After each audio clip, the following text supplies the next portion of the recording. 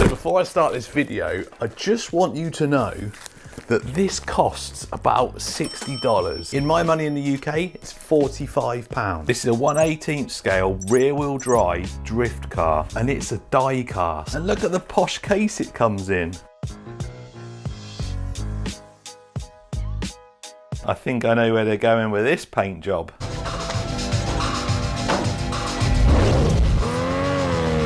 This is the first die cast one I've had. This one is the Skyline, and it's got a new transmitter.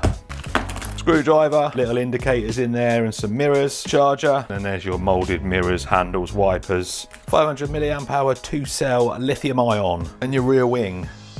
How good does that look? It looks so good. Can't believe it's a die cast as well, it's mad. There's your electronics there. Little micro 3-wire servo, metal drive shafts. Got all your cables there for all your lights. The rear diff's locked, bearings in it as well. That has got a very good steering angle on it. Let's go build a track. Right then, let's switch this on. Oh, come on. What? Well, there we go, look at that, wow.